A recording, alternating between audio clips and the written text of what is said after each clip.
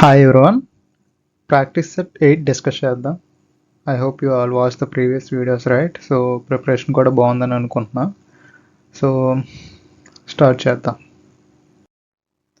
What is the main objective of using lubricant in machine equipment?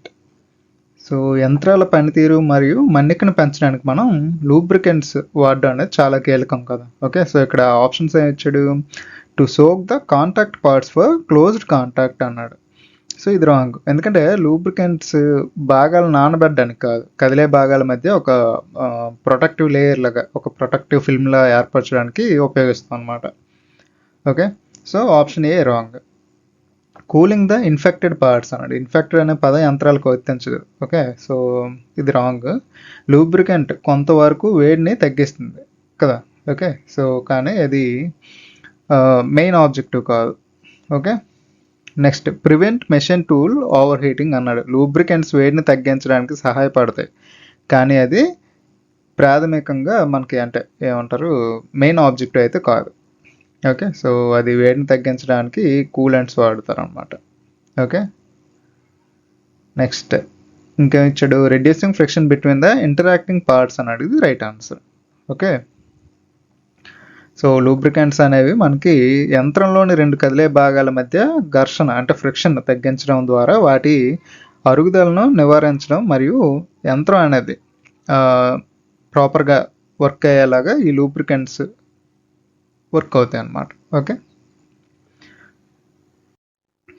Drop feed oil lubrication is done. అసలు machine lubrication పద్ధతిలో మనకి drop feed lubrication అనేది ఒక సాధారణ పద్ధతి అనమాట. ఓకే, సో ఆప్షన్స్ చూద్దాం. విత్ హెల్ప్ ఆఫ్ గ్రావిటీ అన్నది. Okay, so option A itself is a right answer. ఎందుకంటే ఇందులో ఆయిల్ రిజర్వాయర్ను లూబ్రికేట్ చేయాల్సిన భాగం కంటే ఎత్తులో ఉంచుతారనమాట. సో డ్యూ టు గ్రావిటీ అంటే భూమి ఆకర్షణ శక్తి వల్ల మనకి ఆయిల్ అనేది డ్రాప్ బై డ్రాప్ అంటే చుక్కలు చుక్కలుగా కిందకి పడి అవసరమైన భాగాలకు లూబ్రికేషన్ అనేది అందిస్తుంది అనమాట. Okay, so drop feed oil lubrication అనగానే మనకు గుర్తు రావాల్సింది గ్రావిటీ. ఓకే, నెక్స్ట్ ఆప్షన్ ఏంటి? By forcing from the oil can అన్నాడు. ఆయిల్ క్యాన్ నుండి ఫోర్స్ చేయడం వల్ల ఇది చేయడం అనేది మనకి మాన్యువల్ పద్ధతి అనమాట. ఓకే, సో ఇది డ్రాప్ ఫీడ్ కాదు. నెక్స్ట్ బై స్ప్రింగ్ యాక్షన్ అన్నాడు. స్ప్రింగ్ యాక్షన్ అనేది సాధారణంగా గ్రీజ్ క్యాప్స్లో కప్పుల్లో వాడే పద్ధతి అనమాట, అంటే డ్రాప్ ఫీడ్ ఆయిల్లో కాదు ఇది. ఓకే, నెక్స్ట్ బై పంపింగ్ అన్నాడు. పంపింగ్ పద్ధతిని ఫోర్స్ ఫీడ్ లూబ్రికేషన్ అంటారు. Okay, so option A is the right answer. The jaw plate of bench vise is made of. It is made of tool steel. Option A. Okay, so bench wise అనేది work పీస్ను గట్టిగా పట్టుకోవడానికి వాడే సాధనం కదా. So ఇక్కడ మనకి tool steel ఇచ్చాడు. ఇది రైట్ ఆన్సర్ కదా. జా ప్లేట్లు నిరంతరం కఠినమైన వస్తువులను అంటే హార్డ్ ఆబ్జెక్ట్స్తో మనకి ఫ్రిక్షన్కి గురవుతాయి అనమాట. కాబట్టి అవి త్వరగా అరిగిపోకుండా ఉండడానికి టూల్ స్టీల్ వంటి గట్టి పెన్ అంటే హార్డ్ అండ్ లోహంతో తయారు చేస్తారనమాట. ఓకే, అదర్ ఆప్షన్స్ చూస్తే మైల్డ్ స్టీల్, ఇది తగినంత గట్టిదనం కలిగి ఉండదు కాబట్టి జా ప్లేట్ల తయారీలో ఇది సరిపోదు అనమాట. Next cast iron. ఇదేంటి? బెంచ్ వైజ్ యొక్క main body. Okay, so main body cast ఐరన్తో తయారవుతుంది అనమాట. ఇది కూడా గుర్తుంచుకోవాలి మీరు. Okay, so bench vice main body అంతా మనకి క్యాస్ట్ ఐరన్తో తయారవుతుంది. ఓకే, సో బ్రాంజ్ అన్నాడు. ఇది చాలా సాఫ్ట్ మెటల్ కదా. ఓకే, సో అంటే మెత్తనైన లోహం. సో జా ప్లేట్లు వంటి వాటికి ఇది సరైనది కాదు. So option A itself is the right answer here. Okay, next cutting speed for reaming dash cutting speed for drilling for a particular work piece and cutting tool combination is అన్నాడు. So that is cutting speed అనేది tool material, work piece material మరియు చేసే పనిపై ఆధారపడి ఉంటుందన్నమాట. Okay, ఇక్కడ options ఏమి ఇచ్చాడు? More than అన్నాడు. అంటే cutting speed for reaming is more than the cutting speed for drilling అన్నాడు. ఓకే, అంటే ఇది రాంగ్. ఎందుకంటే సాధారణంగా రీమింగ్ చేసేటప్పుడు ఎక్కువ స్పీడ్ వాడకూడదు మనం. Okay, so option B. ఇదేంటి? లెస్ అన్నాడు. Cutting speed for reaming is less. Okay, so option B అనమాట. ఓకే, సో రీమింగ్ అనేది మనం హోల్ యొక్క ఫినిషింగ్ మరియు యాక్యురసీ కోసం చేసే ప్రక్రియ కదా. కాబట్టి డ్రిల్లింగ్తో పోలిస్తే రీమింగ్ను తక్కువ కటింగ్ స్పీడ్తో చేయాలి. దీనివల్ల ఉపరితలం అనేది మెరుగ్గా ఉంటుందన్నమాట, మరియు టూల్ లైఫ్ కూడా ఎక్కువ పెరుగుతుంది. ఓకే, సో అదర్ ఆప్షన్స్ వచ్చాడు ఈజ్ ఈక్వల్ అన్నమాట. డ్రిల్లింగ్ మరియు రీమింగ్ అనేవి వేరు ప్రక్రియలు కాబట్టి వాటి కటింగ్ స్పీడ్ అనేది ఈక్వల్గా ఉండదు. ఓకే, సో అది గుర్తుంచుకోవాలి మీరు. Next can be more or less than అన్నాడు. ఇది కూడా రాంగ్, ఎందుకంటే మనకి టెక్నికల్గా రీమింగ్ స్పీడ్ ఎప్పుడు డ్రిల్లింగ్ స్పీడ్ కంటే తక్కువగానే ఉండాలన్నమాట. Okay, option B is the right answer. Which among the following is a locator used for location from internal diameter అన్నాడు. So that is pin type locator, option B. Okay, so jigs మరియు fixtures ఉంటాయి కదా, work పీస్ను ఖచ్చితమైన స్థానంలో ఉంచడానికి వివిధ రకాల లొకేటర్లను ఉపయోగిస్తారనమాట. ఓకే, సో ఆప్షన్ ఏ చూద్దాం. సాలిడ్ సపోర్ట్స్, ఇవి కేవలం వర్క్ పీస్ను సపోర్ట్ చేయడానికి మాత్రం వాడతారనమాట. ఓకే, సో ఇంటర్నల్ డయామీటర్ నుండి లొకేట్ చేయడానికి వీటిని ఉపయోగించరు. Okay, next pin type locator అన్నాడు. ఇది రైట్ ఆన్సర్ చెప్పుకున్నాం కదా. సో వర్క్ పీస్లో ఉన్న హోల్ లేదా ఇంటర్నల్ డయామీటర్లోకి ఒక పిన్ను చొప్పించడం ద్వారా దాన్ని ఖచ్చితమైన స్థానంలో ఉంచడానికి ఆ పిన్ టైప్ లొకేటర్ను ఉపయోగిస్తారనమాట.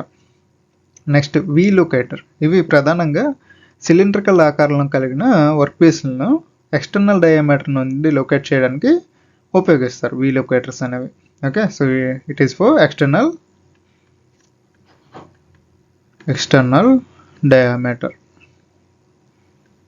ఓకే, అంటే వి టైప్ లొకేటర్లు అంటే ఏంటంటే సిలిండ్రికల్ ఆకారం కలిగిన వర్క్ పీస్ను ఎక్స్టర్నల్ డయామీటర్ నుండి లొకేట్ చేయడానికి ఉపయోగిస్తారు అన్నమాట. ఓకే, నెక్స్ట్ లొకేటర్ అన్నాడు. ఇవి కూడా వర్క్ పీస్ను ఎక్స్టర్నల్ షేప్ లేదా అంచులు బట్టి లొకేట్ చేయడానికి వాడతారు అన్నమాట. Okay, so option B is the right answer. Okay, what is the purpose of setting blocks used in the fixtures అన్నాడు. సో ఫిక్చర్స్ తయారీలో సెట్టింగ్ బ్లాక్స్ లేదా సెట్టింగ్ గేజ్లు చాలా కీలకమైన పాత్ర అనేది పోషిస్తాయి అన్నమాట. సో ఆప్షన్ చూద్దాం. పొజిషన్ ద బ్యాలెన్సింగ్ వెయిట్ అన్నాడు. సెట్టింగ్ బ్లాక్స్ను బ్యాలెన్సింగ్ వెయిట్ కోసం వాడరు, అది గుర్తుంచుకోవాలి. నెక్స్ట్ ఆప్షన్ ఏంటి, position the clamp and locator అన్నాడు. క్లాంప్లు మరియు లొకేటర్లను ఫిక్చర్స్లో అమర్చడానికి సెట్టింగ్ బ్లాక్స్ ఉపయోగపడవు. Okay, next position the fixture on machine table అన్నాడు. మెషిన్ టేబుల్ మీద ఫిక్చర్ని అమర్చడం వేరు, కానీ సెట్టింగ్ బ్లాక్స్ ఉద్దేశం అయితే ఇది కాదనమాట. Next position the fixture and work related to the cutter before machining అనేది రైట్ ఆన్సర్ అనమాట. Okay, option D is the right answer. Machining ప్రక్రియలు మొదలవక ముందే కటర్కు సంబంధించిన వర్క్ పీస్ మరియు ఫిక్చర్ ఏ స్థానంలో ఉండాలో సెట్టింగ్ బ్లాక్స్ ద్వారా నిర్ణయిస్తారనమాట. దీనివల్ల కట్టర్ వర్క్ పీస్ను ఖచ్చితమైన చోట కట్ చేస్తుంది అనమాట. So that is the major use. Okay, option D is the right answer. Taps are resharpened by grinding dash. So tap అనేది ఏంటి, first of all internal threads cut చేయడానికి ఉపయోగించే ఒక ఇన్స్ట్రుమెంట్ కదా. సో పదును తగిన ట్యాప్ను మళ్ళీ ఎలా పదును పెట్టాలో మనం ఇక్కడ అడుగుతున్నాడు అనమాట. రీషార్పెండ్ ఏ పాయింట్ని మనం షార్ప్ చేస్తామని. ఓకే, సో ఆప్షన్ ఏ చూద్దాం. ఫ్లూట్స్ అన్నాడు. So option A self is the right answer. Okay, so ట్యాప్లోని కటింగ్ ఎడ్జ్ను కలిగి ఉండే ఫ్లూట్స్ను గ్రైండింగ్ చేయడం ద్వారా ఈ ట్యాప్ను తిరిగి మనం పదును పెట్టచ్చు అనమాట. Okay, option A is the right answer. ఫ్లూట్స్ని మనం గ్రైండింగ్ చేస్తాం. నెక్స్ట్ ఏం ఇచ్చాడు, ఆప్షన్ బి థ్రెడ్స్. ట్యాప్ యొక్క థ్రెడ్లను గ్రైండింగ్ చేయకూడదు అనమాట, ఎందుకంటే అలా చేస్తే దాని సైజ్ అనేది మారిపోయి థ్రెడ్ నాణ్యత అనేది దెబ్బతింటుంది. ఓకే, నెక్స్ట్ ఏం ఇచ్చాడు, డయామీటర్ అన్నాడు. ట్యాప్ యొక్క డయామీటర్ గ్రైండింగ్ చేయడం అనేది అసాధ్యం. ఓకే, సో అది ట్యాప్ యొక్క పనితీరుని పూర్తిగా డిస్టర్బ్ చేస్తుంది అనమాట. ఓకే, సో అంటే వర్క్ అవ్వకుండా చేస్తుంది. ఓకే, రిలీఫ్ అన్నాడు.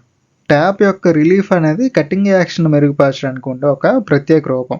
ఓకే, సో దీన్ని మార్చడం వల్ల ట్యాప్ పనితీరు మారుతుంది. సో ఇది సాధారణ పదును పెట్టే పద్ధతి కాదు. Okay, so option A is the right answer. Die is rotated in backward direction during thread cutting by hand die due to. So hand die ద్వారా థ్రెడ్ కటింగ్ చేసేటప్పుడు లోహం నుండి చిన్న చిన్న చిప్స్ వస్తుంటాయి కదా.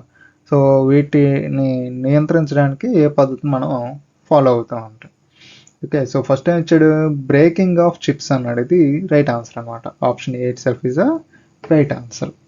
ఓకే, సో డైని వెనక్కి తిప్పడం వల్ల కటింగ్ చేసేటప్పుడు ఉత్పన్నమయ్యే పొడవాటి చిప్స్ అవి విరిగిపోతాయి అన్నమాట. దీనివల్ల అవి డైలో ఇరుక్కుపోకుండా కటింగ్ అనేది ఈజీ అవుతుంది.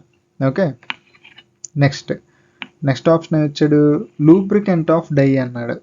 సో డైని వెనక్కి తిప్పడం వల్ల లూబ్రికెంట్ అప్లై అవ్వదు, లూబ్రికెంట్ మనం విడిగా అప్లై చేయాలి కదా. నెక్స్ట్ కూలింగ్ ఆఫ్ డై అన్నాడు. వెనక్కి తిప్పడం వల్ల డై చల్లబడదు, అది కేవలం చిప్ను విడగొట్టడానికి మాత్రం చేస్తారనమాట. Okay, so option A is the right answer here. Which of the following materials is used for making flat lapping plates? So lapping అనేది ఒక సూపర్ ఫినిషింగ్ ప్రాసెస్ కదా. సో ల్యాపింగ్ ప్లేట్ల కోసం మనం సరైన మెటీరియల్ని ఎంచుకోవడం అనేది చాలా ఇంపార్టెంట్ అనమాట. ఆప్షన్స్ చూద్దాం ఇక్కడ. మైల్డ్ స్టీల్ అన్నాడు. ఇది చాలా మృదువైంది మరియు ల్యాపింగ్ ప్లేట్కి అవసరమైన అబ్రాసివ్ను పట్టుకునే సామర్థ్యం దీనికి ఉండదు. Okay, next high carbon steel అన్నాడు. ఇది చాలా గట్టిగా ఉంటుంది, అయితే ల్యాపింగ్కి అవసరమైన లక్షణాలు ఇందులో తక్కువ. Next closed grain cast iron, ఇది రైట్ ఆన్సర్ అనమాట, option C. Okay, so 9th అనేది C. So closed grain cast iron యొక్క స్ట్రక్చర్ ల్యాపింగ్ సమయంలో ఉపయోగించే అబ్రాసివ్ కణాలను తన ఉపరితలంపై పట్టి ఉంచడానికి చాలా అనుకూలంగా ఉంటుందన్నమాట. ఓకే, సో వియర్ రెసిస్టెన్స్ కూడా కలిగి ఉంటుందన్నమాట ఇది. ఓకే, నెక్స్ట్ ఆప్షన్ ఇచ్చాడు క్రోమియం స్టీల్ అన్నాడు. ఇది ప్రత్యేకమైన అవసరాల కోసం ఉపయోగిస్తారు, కానీ సాధారణ ల్యాపింగ్ ప్లేట్ తయారీకి మనకి యూజ్ చేయరనమాట. Okay, so option C is the right answer. Okay, honing is used for finishing of bores in. So honing అనేది ఒక అబ్రాసివ్ మెషినింగ్ ప్రక్రియ కదా. సో దీన్ని హోల్స్ అంటే బోర్స్ లోపల ఉపరితలాన్ని మెరుగుపరచడానికి మరియు ఖచ్చితమైన డైమెన్షనల్ యాక్యురసీని అచీవ్ చేయడం కోసం, అంటే ఖచ్చితమైన కొలతను తీసుకురావడం కోసం ఉపయోగిస్తారనమాట. సో ఆప్షన్స్ ఏమి ఇచ్చాడు ఇక్కడ? ఫెర్రస్ మెటీరియల్స్ ఎలోన్ అన్నాడు. ఇది రాంగ్ అనమాట, ఎందుకంటే హార్నింగ్ను ఫెర్రస్ లోహాల మీద మాత్రమే కాకుండా ఇతర లోహాల మీద కూడా మనం చేయొచ్చు అనమాట. నెక్స్ట్ నాన్ ఫెర్రస్ మెటీరియల్స్ ఎలా ఉన్నాడు, ఇది కూడా తప్పే కదా, ఎందుకంటే ఇవి కేవలం నాన్ ఫెర్రస్ లోహాలకు మాత్రమే కాకుండా ఫెర్రస్ కూడా యూజ్ అవుతాయి. Next option C. So option C is the right answer, ఎందుకంటే ferrous and non ferrous materials అన్నాడు కనుక. ఓకే, సో హార్నింగ్ ప్రక్రియను మనం స్టీల్, క్యాస్ట్ ఐరన్ వంటి ఫెర్రస్ లోహాల మీద మరియు అల్యూమినియం, రాగి వంటి నాన్ ఫెర్రస్ లోహాల మీద కూడా మనం విజయవంతంగా చేయొచ్చు అనమాట. Okay, next none of the above అన్నాడు. So option C is the right answer. Okay, which of the following does not require pumps for the efficient distribution of water అన్నాడు. So that is gravity feed కదా. Okay, gravity ఫీడ్లో మనం pump use చేయం కదా. So option A is the right answer. Okay, so gravity feed system అనేది ఈ వ్యవస్థలో నీటిని మనం ఎత్తైన ప్రదేశంలో అంటే రిజర్వాయర్ లేదా ట్యాంక్ లో నిల్వ చేస్తాం అనమాట. సో డ్యూ టు గ్రావిటీ నీరు అనేది సహజంగానే పైపుల ద్వారా కిందకి ప్రవహిస్తుంది. ఓకే, కాబట్టి పంపుల అవసరం అనేది ఉండదు. ఓకే, నెక్స్ట్ పంపింగ్ సిస్టమ్ అన్నాడు. ఇందులో నీటి పంపిణీ చేయడానికి ఖచ్చితంగా పంపులను ఉపయోగించాల్సి ఉంటుంది. నెక్స్ట్ డ్యూయల్ సిస్టమ్ అన్నాడు. ఇందులో గ్రావిటీ మరియు పంపింగ్ రెండింటిని కలిపి ఉపయోగిస్తారు అన్నమాట, కాబట్టి పంపుల అవసరం ఉంటుంది ఇందులో డ్యూయల్ సిస్టంలో. సో ఆల్ ఆఫ్ ది అన్నాడు కనుక ఇది wrong answer. So option A itself is the right answer. Identify the following symbol in pipe fitting అన్నాడు. సో ఆప్షన్స్ వైజ్ చూద్దాం. జాయింట్ ఆర్ సాకెట్ అన్నాడు. దీన్ని సాధారణంగా రెండు పైపులను కలపడానికి ఉపయోగిస్తారు. ఓకే, సో ఇవి జనరల్గా రెండు చిన్న నిలువు గీతల్లా ఉంటాయి అన్నమాట. ఓకే, సో సారీ ఇలా ఉంటుంది అనమాట జాయింట్ లేదా సాకెట్ అనేది సింబల్. ఓకే, ప్లగ్ లేదా క్యాప్ వస్తే మనకి ఇలా ఉంటుంది. ఓకే, సింబల్ అనేది. క్రాస్ అంటే తెలుసుగా ప్లస్. నెక్స్ట్ యూనియన్ స్క్రూడ్ అనేది ఈ సింబల్ అనమాట. Option D is the right answer. Okay, so plug అనేది మనకి చెప్పంగా ఒక చిన్న అడ్డగీత ఉండి చివరిన చిన్న బాక్స్ లాగా ఉంటుంది అనమాట. క్రాస్ ఏమో ప్లస్ ఆకారంలో ఉంటుంది, నాలుగు వైపుల నుండి మనకి పైపులను కలిసేలా ఉంటుంది అనమాట ఇది. ఓకే, సో ఫోర్ సైడ్స్ని కలపడానికి ఈ జాయింట్ అనేది యూజ్ చేస్తాం, క్రాస్ అనేది.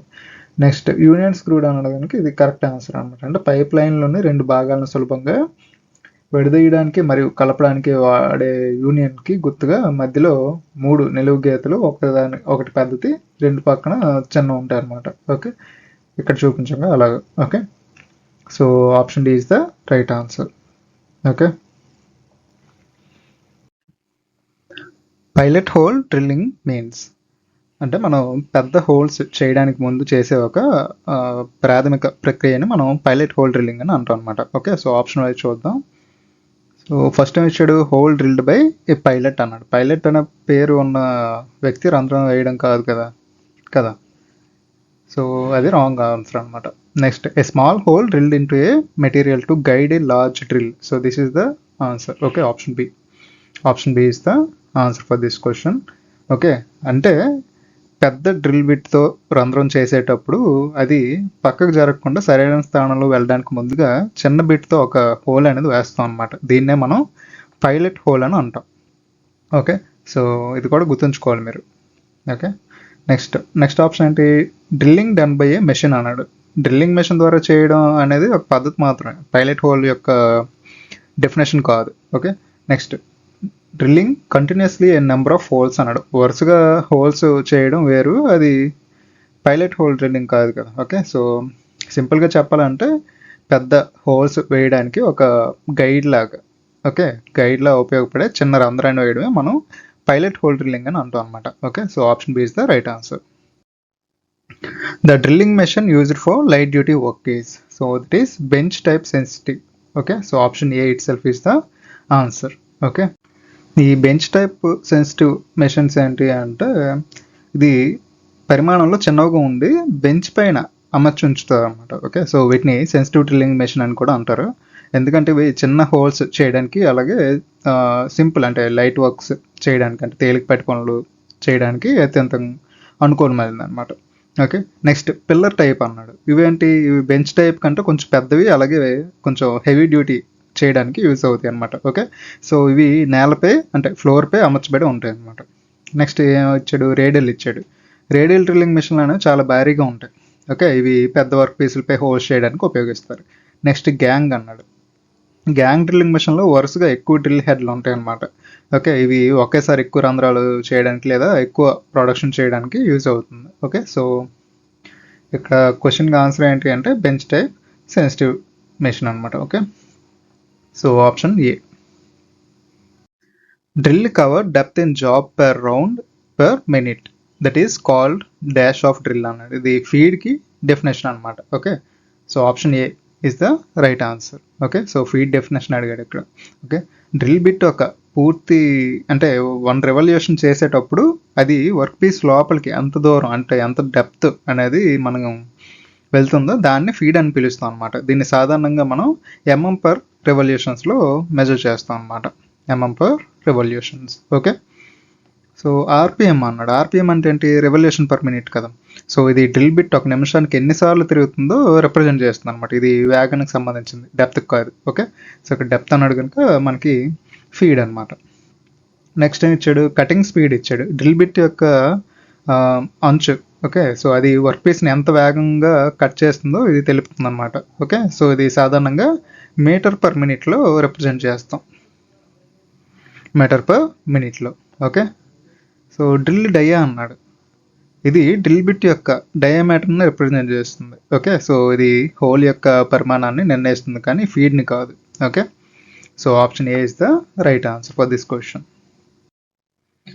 Next dash is the difference between the maximum limit of size and the minimum limit of the size. So ఇది టాలరెన్స్ డెఫినేషన్ అనమాట.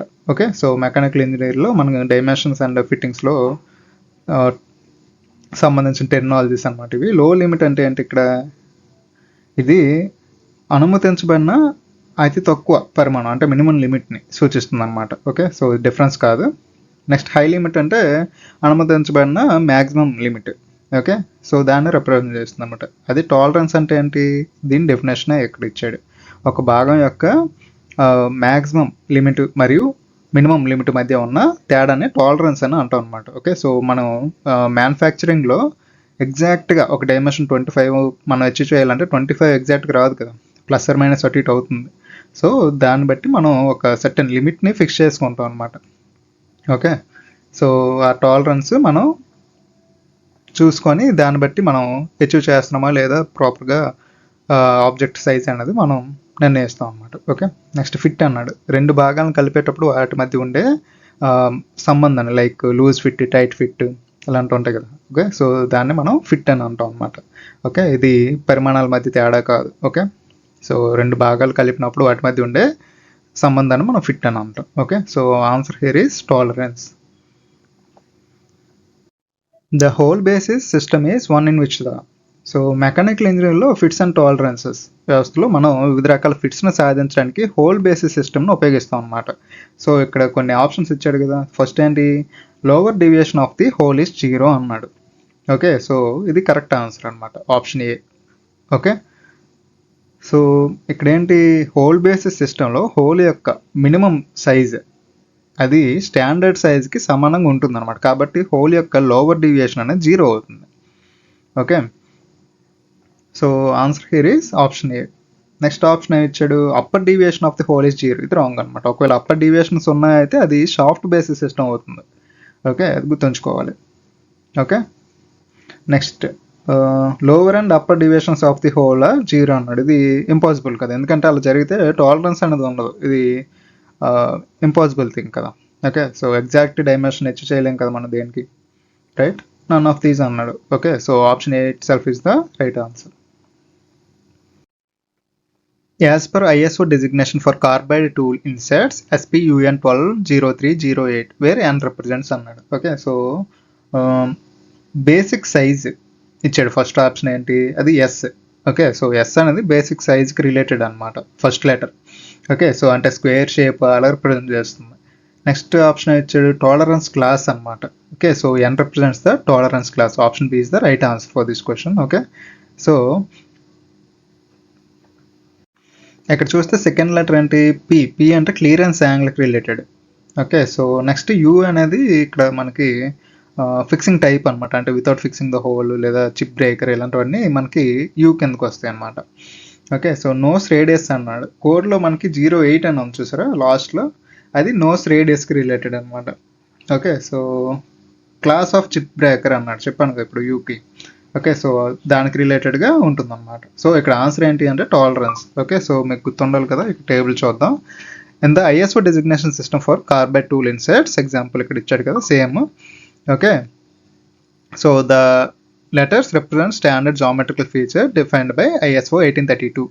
Okay, so option B correct. Okay, అదే కదా మనం ఇక్కడ రిప్రజెంట్ చేస్తాం. ఎస్ అంటే basic shape of the insert. Okay, అది square అవ్వచ్చు, ఏదైనా అవ్వచ్చు.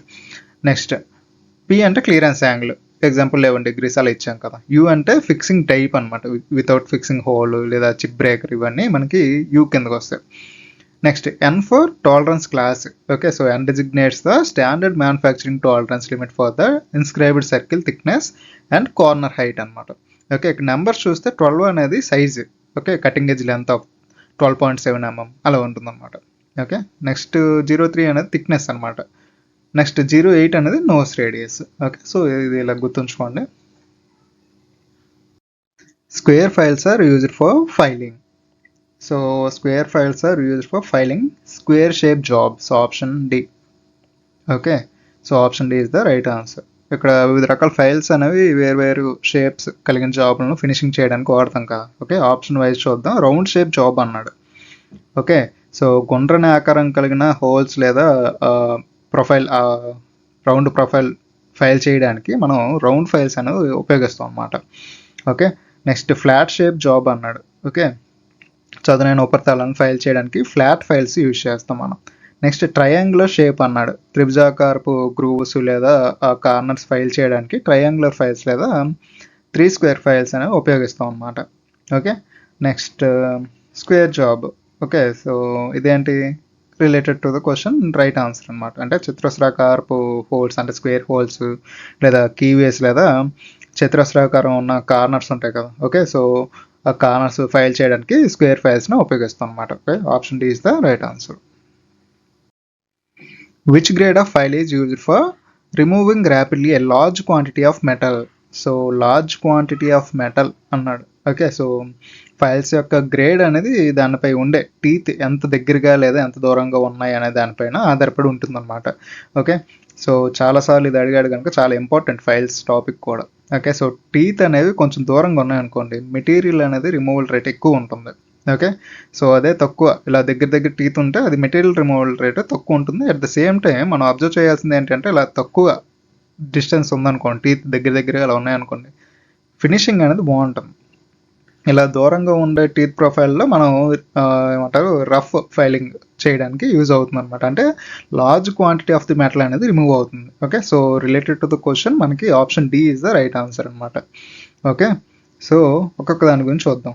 డెడ్ స్మూత్ ఫైల్, ఇది చాలా తక్కువ మెటల్ని రిమూవ్ చేస్తుంది అనమాట. అలాగే మనకి అత్యంత సున్నితమైన ఫినిషింగ్ కోసం వాడుతాం ఇది డెడ్ స్మూత్ ఫైల్ అనేది. Okay, so next smooth file, ఇది కూడా ఫినిషింగ్ కోసం ఉపయోగించబడుతుంది, కానీ లోహాన్ని వేగంగా తొలగించడానికి ఇది రిలేటెడ్ టు క్వశ్చన్ కాదు. Okay, so next second cut file, ఇది ఫినిషింగ్ మరియు మీడియం లెవెల్ మెటీరియల్ రిమూవల్ రేట్కి యూజ్ అవుతుంది అనమాట సెకండ్ కట్ ఫైల్ అంటే. ఓకే, సో రఫ్ ఫైల్, ఇది రైట్ ఆన్సర్. రఫ్ ఫైల్లో మనకి ఈ టీత్ అనేవి చాలా పెద్దగా మరియు దూరంగా ఉంటాయి అన్నమాట. కాబట్టి ఇవి తక్కువ సమయంలో ఎక్కువ మెటీరియల్ని తొలగించడానికి, ఓకే, అంటే ర్యాపిడ్ మెటల్ రిమూవల్కి ఉపయోగపడతాయి అన్నమాట. Okay, option D is the right answer. Which file is used to make the job close to the finishing size అన్నాడు. ఓకే, సో ఇక్కడ మనకి ఫైలింగ్ ప్రక్రియలో మెటీరియల్ను క్రమంగా తొలగించడానికి వివిధ రకాల ఫైల్స్ అనేవి మనం యూజ్ చేస్తాం కదా. ఓకే, సో ఆప్షన్ వైజ్ వెళ్దాం.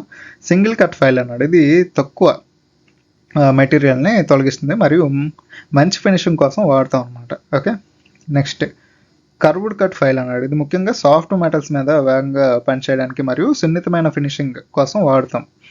Second cut file, okay, so ఇది related to the question answer అనమాట, సెకండ్ కట్ ఫైల్ అన్నది. ఓకే, సో రఫ్ ఫైలింగ్ తర్వాత జాబ్ను ఫినిషింగ్ సైజ్ దగ్గరగా అంటే క్లోజ్ టు ఫినిషింగ్ సైజ్ తీసుకురావడానికి మనం సెకండ్ కట్ ఫైల్ను ఉపయోగిస్తాం అన్నమాట. ఇది రఫ్ ఫైల్ కంటే తక్కువగా, కానీ స్మూత్ ఫైల్ కంటే ఎక్కువ లోహాన్ని తొలగిస్తుంది అనమాట. ఓకే, అంటే in between the rough file and smooth file మధ్యలో ఉంటుంది సెకండ్ కట్ ఫైల్ అనేది. ఓకే, నెక్స్ట్ డబుల్ కట్ అన్నాడు. Okay, so answer C. Okay, double cut file, ఇది సాధారణంగా మెటీరియల్ని వేగంగా తొలగించడానికి ఉపయోగిస్తారు, కానీ ఫినిషింగ్ సైజ్కి దగ్గరగా తెచ్చే ప్రక్రియకు మనం సెకండ్ కట్ ఫైల్కి ఎక్కువ ప్రిఫరెన్స్ అనేది ఇస్తాం అన్నమాట. Okay, during gas welding nozzle number 1 is used when the thickness of the job is. So gas వెల్డింగ్లో వెల్డింగ్ చేయాల్సిన లోహం యొక్క థిక్నెస్ని బట్టి నాజిల్ పరిమాణాన్ని ఎంచుకుంటారు అనమాట. సో నాజిల్ నెంబర్ పెరిగే కొద్దీ దాని నుండి వచ్చే ఫ్లేమ్ తీవ్రత మరియు వేడి అనేది పెరుగుతుంది అనమాట. ఓకే, సో ఆప్షన్ వైజ్ వెళ్దాం. లెస్ దెన్ 1 mm అన్నాడు, ఇది right answer. Okay, so related to the question right answer అనమాట ఇది. సో చాలా పలచని లోహం షీట్లు ఉంటాయి కదా, అంటే 1 mm కంటే తక్కువ మందం ఉన్న షీట్స్ వెల్డింగ్ కోసం అతి చిన్నదైన నాజిల్ నెంబర్ 1 ఉపయోగిస్తారనమాట. ఓకే, నాజిల్ షేప్ అదే నెంబర్ ఇచ్చాడు సైజు. ఓకే, సో దానికి రిలేటెడ్గా option A is the right answer అనమాట. అదర్ చూద్దాం. 1 to 2 mm అన్నాడు. 1 to 2 mm మందం ఉన్న లోహాల కోసం సాధారణంగా నాజిల్ నెంబర్ 3 వంటి నెంబర్లు యూజ్ చేస్తాం అన్నమాట. Okay, number 3. Next 2 to 3 mm అన్నాడు. ఈ థిక్నెస్ ఉన్న లోహాల కోసం ఇంకా పెద్ద పరిమాణం గల నాజిల్స్ అవసరం అవుతాయి అనమాట, మోర్ దెన్ 3 అన్నట్టు. ఓకే, మోర్ దెన్ 3 mm అంటే నెంబరు 3 కన్నా ఎక్కువ ఉండేదాన్ని ప్రిఫర్ చేస్తారు 2 to 3 mm. Okay, so more than 3 mm option D ఏంటి అంటే 3 mm కంటే ఎక్కువ థిక్నెస్ ఉన్న భారీ లోహపు మొక్కలను నాజిల్ నెంబర్ 7 లేదా అంతకంటే ఎక్కువ నెంబర్ కలిగిన నాజిల్స్ను యూజ్ చేస్తారు అన్నమాట. Okay, so greater than or equals to number 7 okay use చేస్తారు. So option is A. Okay,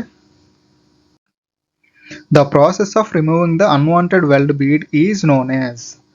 so welding చేసిన తర్వాత అనవసరమైన లేదా డిఫెక్ట్ వెల్డింగ్ మెటీరియల్ని తొలగించడానికి మనం వివిధ రకాల పద్ధతులనే ఉంటాయి అన్నమాట. ఓకే, సో ఆప్షన్ వైజ్ చూద్దాం. మెల్టింగ్ అని ఇచ్చాడు. మెల్టింగ్ అంటే మనం కరిగించడం అని కదా అర్థం. సో ఇది లోహాన్ని కరిగించి జాయిన్ చేయడానికి ఉపయోగపడుతుంది, కానీ వెల్డ్ బీడ్ని తొలగించడానికి కాదు. ఓకే, సో ఆప్షన్ ఏ నెగ్లెక్టెడ్. చిప్పింగ్ అన్నాడు. చిప్పింగ్ అనేది ఒక సాధారణమైన పద్ధతి, కానీ ఇది కేవలం వెల్డింగ్ పైన ఉన్న స్లాగ్ని రిమూవ్ చేయడానికి మాత్రమే బాగా ఉపయోగపడుతుంది కదా. ఓకే, గ్రైండింగ్ అన్నాడు. గ్రైండింగ్ ద్వారా వెల్డ్ బీడ్ని తొలగించవచ్చు, కానీ ఇది ఎక్కువ సమయం పట్టే పద్ధతి మరియు మెటీరియల్ను ఉపరితలం నుండి మాత్రమే తొలగించగలదు. Okay, next gouging. Okay, so ఇది related to the question, right answer అనమాట. Okay, gouging. సో ముఖ్యంగా ఆర్క్ గౌజింగ్ ఓకే వంటి ప్రక్రియల ద్వారా మనకి అన్వాంటెడ్ వెల్డ్ బీడ్ను లేదా డిఫెక్టివ్ వెల్డింగ్ను లోతుగా మరియు వేగంగా తొలగించడానికి గౌజింగ్ని యూజ్ చేస్తారనమాట. Okay, so option D is the right answer. Okay, next leftward gas welding technique is used for welding of mild steel plates up to a thickness అడిగాడు ఇక్కడ. ఓకే, సో గ్యాస్ వెల్డింగ్లో welding చేసే దిశను బట్టి రెండు ప్రధాన పద్ధతులు ఉంటాయి అనమాట. అందులో లెఫ్ట్వర్డ్ వెల్డింగ్ ఒకటి. ఓకే, సో ఇక్కడ ఆన్సర్స్ ఏమి ఇచ్చాడు, 1.5 mm అన్నాడు. ఇది చాలా పల్చటి ప్లేట్లు, అంటే థిక్నెస్ తక్కువగా ఉన్న ప్లేట్లు. ఓకే, సో లెఫ్ట్వర్డ్ వెల్డింగ్ పద్ధతిని ఎంతకంటే ఎక్కువ మందం వరకు కూడా ఉపయోగిస్తారు అనమాట. 3 mm అనేది ఇది రైట్ ఆన్సర్ అనమాట. Okay, option B is right answer. సాధారణంగా 3 mm వరకు ఉన్న మైల్డ్ స్టీల్ ప్లేట్ల వెల్డింగ్కు లెఫ్ట్వర్డ్ గ్యాస్ వెల్డింగ్ పద్ధతి అనేది అత్యంత అనుకూలమైనది, అలాగే సమర్థవంతమైనది అనమాట. ఓకే, సో అదర్ ఆప్షన్స్ ఏంటి, 5 mm అన్నాడు. 3 mm కంటే ఎక్కువ మందం ఉన్న లోహాలు సాధారణంగా రైట్ వర్డ్ వెల్డింగ్ పద్ధతిని యూజ్ చేస్తారనమాట. Okay, right word welding. Okay, next ఎందుకంటే ఇది ఎక్కువ వేడిని ఇస్తుంది, అలాగే లోతుగా వెల్డింగ్ చేయడానికి సహాయపడుతుంది అనమాట రైట్ వర్డ్ వెల్డింగ్ అనేది. ఓకే, సో 10 mm అన్నాడు. ఇది చాలా ఎక్కువ మందం, ఇంత మందపాటి ప్లేట్లకి లెఫ్ట్ వర్డ్ వెల్డింగ్ సరిపోదు కదా, దీనికి తప్పనిసరిగా రైట్ వర్డ్ వెల్డింగ్ లేదా అదర్ ఆప్షన్స్ ఏమైనా ఉంటే దానికి రిలేటెడ్ మనం చేయాలి అనమాట. ఓకే, సో ఇది కూడా రైట్ వర్డ్ వెల్డింగే. Okay, which of the following statement is wrong regarding the safety to be follow during gas welding అన్నాడు. గ్యాస్ వెల్డింగ్ అనేది అత్యంత జాగ్రత్తగా చేయాల్సిన పని అనమాట. ఓకే, సో ఆప్షన్స్ చూద్దాం. వెల్డర్ షుడ్ వియర్ గాగల్స్ అన్నాడు. ఇది సరైన భద్రతా నియమమే. ఓకే, సో వెల్డింగ్ సమయంలో వెలువడే తీవ్రమైన కాంతి అలాగే రేడియేషన్ నుండి కళ్ళను రక్షించుకోవడానికి వెల్డర్ తప్పనిసరిగా గాగల్స్ అనేది ధరించాలి. ఓకే, ఇంకా రాంగ్ స్టేట్మెంట్ అన్నాడు కదా. Okay, so welder should wear synthetic అన్నాడు. సో ఇది రాంగ్ అనమాట, option B. Okay, so option B is the wrong statement. Okay, so welding చేసేటప్పుడు ఎప్పుడు సింథటిక్ బట్టలు అనేవి ధరించకూడదు. ఓకే, సో ఎందుకంటే సింథటిక్ బట్టలు మనకి ఈ ఫైర్ ఫ్లేమ్స్ ఉంటాయి కదా, అంటే నిప్పు రవ్వలు పడగానే త్వరగా అంటుకొని కరిగి చర్మానికి అంటుకుంటాయి అనమాట. సో వెల్డర్లు కాటన్ వంటి సహసిద్ధమైన దుస్తులు మాత్రమే ధరించాలి. Okay, next welder should take care that the gas cylinder does not come in contact with the flame అన్నాడు. ఇది అత్యవసరమైన భద్రతా నియమమే. ఓకే, సో గ్యాస్ సిలిండర్లు పేలిపోయే ప్రమాదం ఉన్నందున అవి వెల్డింగ్ ఫ్లేమ్కి దూరంగా ఉండేలా వెల్డర్ అనేవాడు జాగ్రత్త వహించాలన్నమాట. నెక్స్ట్ ఆప్షన్ ఏంటి, welder should be wear asbestos gloves అన్నాడు. ఇది కూడా రిలేటెడ్ టు ద సేఫ్టీ రూలే. సో వేడి నుంచి చేతులను రక్షించుకోవడానికి ఆస్బెస్టస్ లేదా లెదర్ గ్లౌజ్ అనేవి ధరించడం కొంచెం సేఫ్ అనమాట. ఓకే, సో రాంగ్ అన్నాడు కనుక option B is the wrong statement. Okay, which hammer is used for sheet metal work. So ఏంటి ఆన్సర్, సో మనం మ్యాలెట్ అనే పదం ఇక్కడ లేదు కదా, సో సింపుల్గా మ్యాలెట్ అని ఉంటే పెట్టేవాళ్ళం కదా. సో ఇక్కడ ఏమిచ్చాడు, ఆప్షన్ వైజ్ వెళ్దాం. బాల్ పిన్ హ్యామర్ అన్నాడు. ఇది రైట్ ఆన్సర్. ఇక్కడ ఇచ్చిన ఆప్షన్లో ఇది somewhat right. Okay, so riveting మరియు షీట్ మెటల్ బెండింగ్ చేయడానికి ఇది ఉపయోగపడుతుంది అనమాట. Okay, so option A. Next sledge hammer అన్నాడు. ఇది చాలా భారీగా ఉంటుంది, దీని లోహాలను పెద్ద మొత్తంలో ఫోర్జింగ్ చేయడానికి వాడతారు అనమాట, షీట్ మెటల్ పనులకు కాదు. నెక్స్ట్ క్రాస్ పిన్ హ్యామర్ అన్నాడు. దీన్ని సాధారణంగా ఫోర్జింగ్ లేదా మెటల్ బెండింగ్ పనులకు వాడతారు అనమాట, షీట్ మెటల్ పనులు ఉపయోగించడం తక్కువ. ఓకే, రిలేటెడ్ టు వర్క్ తక్కువ ఉంటుంది. నెక్స్ట్ స్ట్రైట్ పిన్ హ్యామర్, దీన్ని కూడా ఫోర్జింగ్ పనులు ఒక దిశలో లోహాన్ని స్ప్రెడ్ చేయడానికి ఉపయోగిస్తారు అన్నమాట. Okay, so among the options option A is the best answer. Okay, so malate అనేది ఉంటే మనం డెఫినెట్గా పెట్టేవాళ్ళం కదా. So malate is the best answer, but among the options మనకి ఇక్కడ ఏమి ఇవ్వలేదు కనుక ball pin hammer is the best option. Okay, In which method of manual bending of sheet metal the folding line is to coincide with edge of the bending tool అన్నాడు. Sheet మెటల్ని మనం మాన్యువల్గా bend చేయడానికి వివిధ రకాల పద్ధతులు అనేవి ఉపయోగిస్తాం అన్నమాట. ఓకే, సో ఆప్షన్స్ చూద్దాం. ఫోల్డింగ్ బార్ మెథడ్ అన్నాడు. ఇందులో షీట్ను ఫోల్డింగ్ బార్ల మధ్య ఉంచి బెండ్ చేస్తారు. ఇది నేరుగా అంచుతో సరిపోల్చాల్సిన అవసరం ఉండదు. Okay, so neglected. Hatchet stake method అన్నాడు. ఇది రైట్ ఆన్సర్ అన్నమాట, option B. Okay, so option B is the right answer. So hatchet stake పద్ధతిలో షీట్ మెటల్పై గీసిన ఫోల్డింగ్ లైన్ను హ్యాచెట్ స్టేక్ యొక్క పదునైన అంచుతో ఖచ్చితంగా కోయిన్సైడ్ అయ్యేలా ఉంచి ఆ పైన సుత్తితో కొట్టి బెండ్ చేస్తారనమాట. ఓకే, నెక్స్ట్ ఆప్షన్ అంటే hatchet iron and C clamp అన్నాడు. ఇది ఒక హోల్డింగ్ పద్ధతి. సో ఇది కేవలం షీట్ను బిగించడానికి మాత్రం వాడతాం. సీ క్లాంప్స్ ఉన్నాయంటే మరి హోల్డింగ్ కదా. నెక్స్ట్ అంటే C clamp and hard wood అన్నాడు. సో ఇందులో మనం హార్డ్ వుడ్ క్లాంప్ చేసి షీట్ను బెండ్ చేస్తాం అన్నమాట. ఇందులో లైన్ అంచుతో సరిపోల్చడం అనే ప్రత్యేకమైన విధానం అనేది ఉండదు. Okay, so option B is the right answer. And inside micrometer cannot be used for measuring అన్నాడు. కెనాట్ అన్నాడు. ఓకే, సో ఇక్కడ మైక్రోమీటర్ అనేది మనం ఒక ఖచ్చితమైన కొలిచే సాధనం అనమాట. ఓకే, సో ప్రిసైజ్గా మనం మెజర్ చేయాలన్నప్పుడు మనం ఈ మైక్రోమీటర్స్ని యూజ్ చేస్తాం. ఓకే, సో ఇన్సైడ్ మైక్రోమీటర్ ప్రధానంగా మనం ఏంటి ఇంటర్నల్ మెజర్మెంట్స్ కోసం యూజ్ చేస్తాం కదా. ఓకే, సో ఆప్షన్స్ చూద్దాం. ఓకే, సో ఇంటర్నల్ ఫీచర్స్ అన్నాడు. ఇన్సైడ్ మైక్రోమీటర్ అనేది ఇంటర్నల్ హోల్స్ లేదా ఉపరితలాల మధ్య దూరాన్ని కొలవడానికి ఉపయోగిస్తారు. ఓకే, సో ఇది రైటే బట్ ఇక్కడ కెనాట్ అన్నాడు కనుక related to the question wrong అనమాట. నెక్స్ట్ ఎక్స్టర్నల్ ఫీచర్ అన్నాడు. రిలేటెడ్ టు ద క్వశ్చన్ ఇది right answer. Okay, so cannot అన్నాడు కనుక అది గుర్తుంచుకోవాలి మనం. సో ఇన్సైడ్ మైక్రోమీటర్ కేవలం మనకి ఇంటర్నల్ డైమెన్షన్స్ కోసం మాత్రమే ఉంటుందన్నమాట. ఎక్స్టర్నల్ ఫీచర్స్ కొలవడానికి అవుట్ సైడ్ మైక్రోమీటర్ ఉంటుంది కాబట్టి ఇన్సైడ్ మైక్రోమీటర్ను దీనికి ఉపయోగించలేరు. Okay, next C option parallelism of surface of deep bore అన్నాడు. అంటే లోతైన హోల్స్ డీప్ బోర్స్ ఉంటాయి కదా, ఉపరితలాలను సమాంతరతను మరియు ఇంటర్నల్ డయామీటర్ కొలవడానికి ఇన్సైడ్ మైక్రోమీటర్ అనేది ఉపయోగపడుతుంది అన్నమాట. Okay, so all of the above కాదు, ఎందుకంటే బి అనేది రాంగ్ కదా. Okay, so related to the question option B is the right answer. Next, in metric micrometer a complete revolution of thimble advances. So చాలాసార్లు discuss చేసాం 0.5 mm. Okay, so metric micrometer యొక్క pitch ఆధారంగా ఈ కొలత అనేది నిర్ణయించబడుతుంది అన్నమాట. ఓకే, సో 0.01 mm అనేది ఏంటి, ఇది మైక్రోమీటర్ యొక్క లీస్ట్ కౌంట్. అంటే థింబుల్పై ఒక డివిజన్ తిరిగితే జరిగే కదలిక. ఓకే, సో 0.25 అనేది రాంగ్ అనమాట, ఇది లీస్ట్ కౌంట్ కదా. నెక్స్ట్ 0.5 mm అనేది రైట్ ఆన్సర్ అనమాట. అంటే సాధారణంగా మెట్రిక్ మైక్రోమీటర్ యొక్క స్పిండిల్ పిచ్ అనేది 0.5 mm ఉంటుంది కాబట్టి థింబుల్ని ఒక కంప్లీట్ రొటేషన్ అంటే 360 degrees తిప్పినప్పుడు స్పిండిల్ సరిగ్గా 0.5 mm దూరం ముందుకు లేదా వెనక్కి తిరుగుతుంది అనమాట. జరుగుతుంది. ఓకే, సో 1 mm అనేది రాంగ్ అనమాట.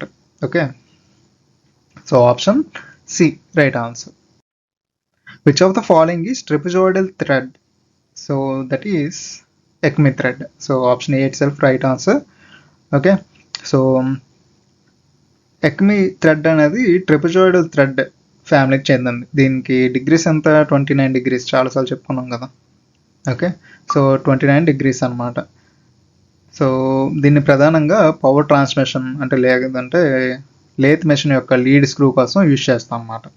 ఓకే, సో స్క్వేర్ థ్రెడ్ అన్నాడు. స్క్వేర్ థ్రెడ్ పేరుకి తగ్గట్టుగా మనకి చతురస్రాకారంలో ఉంటుంది. ఇది ట్రెపెజోయిడల్ థ్రెడ్ కాదు. బట్రస్ అన్నాడు. బట్రస్ థ్రెడ్ ఒకవైపు వెర్టికల్గా మరియు అంటే పెర్పెండిక్యులర్గా ఉండి మరియు ఒకవైపు కొంచెం వాల్గా ఉంటుంది అన్నమాట. ఓకే, సో ఇది కూడా కాదు. So all of the above అనేది అసలు కాదు. Okay, so acme thread is the right answer. Trammel is a type of dash tool అన్నాడు. సో ట్రామల్ అనేది ఒక ముఖ్యమైన పరికరం ఇంజనీరింగ్ రిలేటెడ్ కదా. సో ఆప్షన్స్ చూద్దాం. మల్టీపర్పస్ అన్నాడు. సో ఇది మల్టీపర్పస్ కోసం వాడే పరికరం కావచ్చు, కానీ ప్రధానంగా దీన్ని దేనికోసం వాడతారు అనేది మనకి ఇంపార్టెంట్ కదా. Okay, next option B marking అన్నాడు. సో ఇది రైట్ ఆన్సర్ అనమాట. ఓకే, మార్కింగ్ పర్పస్కి యూజ్ చేస్తాం కదా ట్రామల్ అనేది.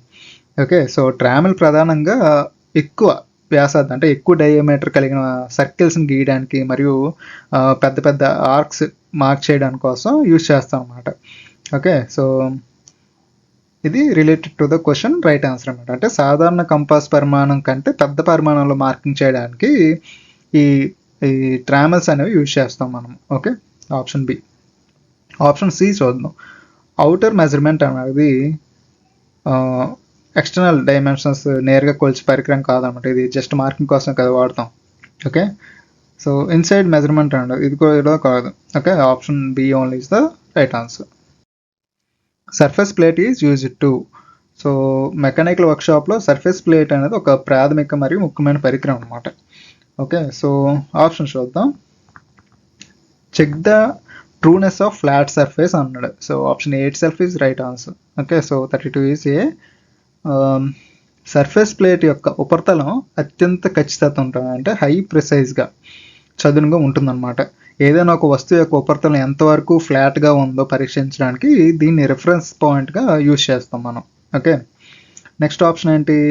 Option A right. Okay, next option check the surface roughness అన్నాడు. సర్ఫేస్ రఫ్నెస్ కొలపడానికి సర్ఫేస్ రఫ్నెస్ టెస్టర్ వంటి ప్రత్యేకమైన పరికరాలను వాడతాం.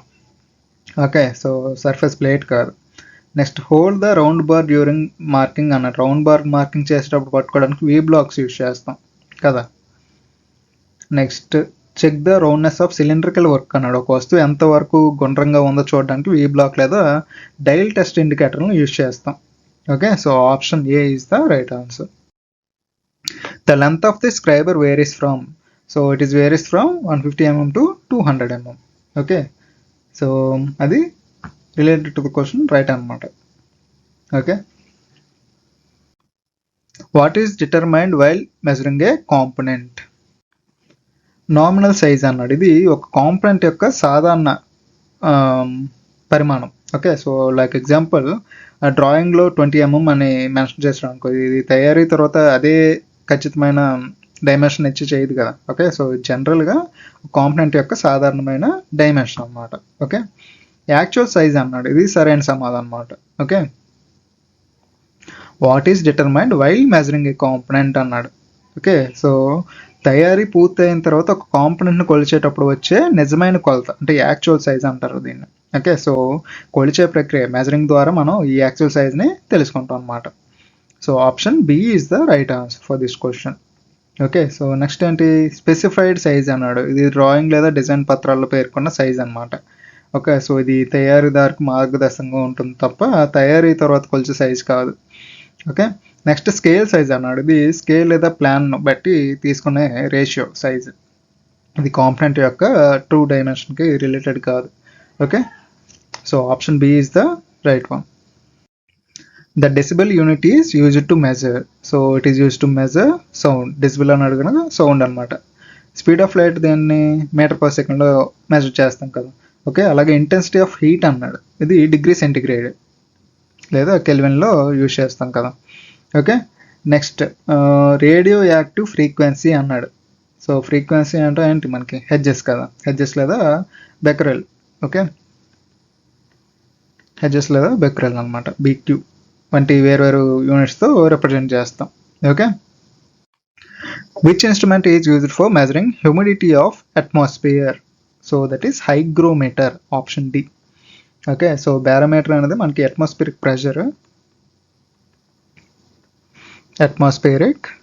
ప్రెషర్, ఓకే, నెక్స్ట్ యానమోమీటర్ అనేది విండ్ స్పీడ్, ఇవన్నీ తెలిసినవి కదా. ఓకే, సో థర్మోమీటర్ అన్నది temperature. Got it? The corresponding value of -40 degrees centigrade in degree Fahrenheit is equals to. సో మనకి ఒక ఫార్ములా చెప్పాను కదా, C/5. C అంటే సెంటిగ్రేడ్ అనమాట, లేదా సెల్సియస్ అనుకోవచ్చు. -F-32/9. Okay, so that is equals to K - 273/5 అనమాట. ఓకే, సో ఈ రెండింటిని మీకు ఈజీగా గుర్తుంచుకోవచ్చు. C ఈక్వల్స్ అంటే సెల్సియస్ని కెల్విన్స్లోకి మార్చాలంటే C ఈక్వల్స్ టు K - 273 కదా. ఓకే, సో ఇది మీకు ఈజీగా గుర్తుంటుంది క్యాలిక్యులేషన్ చేసినప్పుడు, బట్ ఇది ఒకటి గుర్తుంచుకోవాలి మనం. ఓకే, ఇక్కడ రిలేటెడ్ టు ద క్వశ్చన్ మనకి సెల్సియస్కి అలాగే ఫారెన్హీట్కి ఇచ్చాడు. ఓకే, అంటే ఈ రెండు కంపేర్ చేయాలన్నమాట. సో సారీ ఇంకో ఈక్వేషన్ ఉంది కదా, r/4 అనమాట. Sorry, r/4.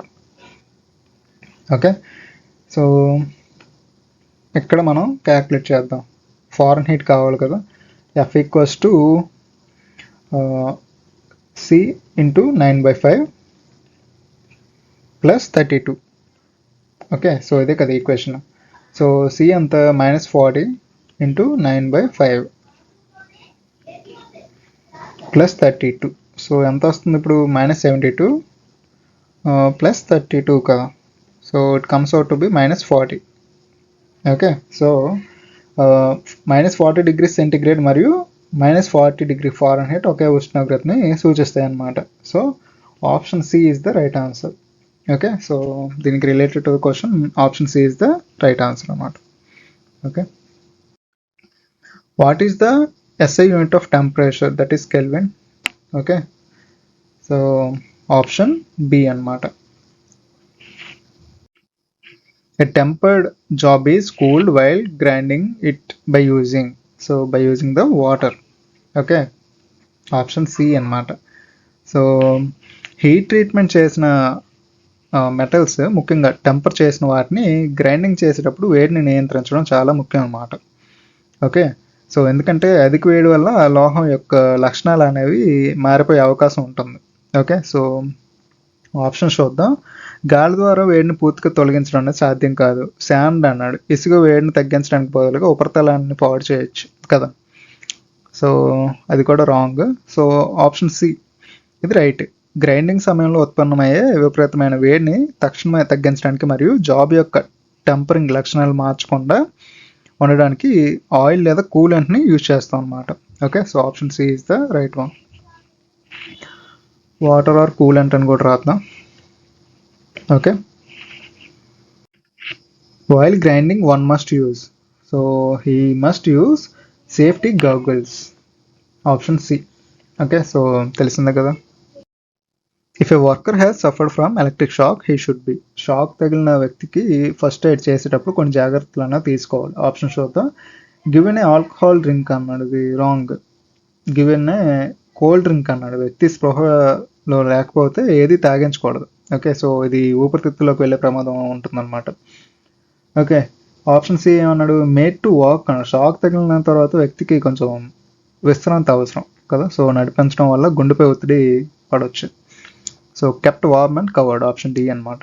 ఓకే, సో విద్యుత్ షాక్ తగిలడం వల్ల శరీరం అనేది చల్లబడిపోయే అవకాశం ఉంటుంది కాబట్టి వ్యక్తికి వెచ్చదనాన్ని కల్పించి దుప్పటితో కప్పడం ద్వారా వారి శరీర ఉష్ణోగ్రతను మనం బ్యాలెన్స్ చేయొచ్చు అనమాట. ఓకే, సో షాక్ లేదా హైపోథెర్మియా అని కూడా అంటాం మనం. ఓకే,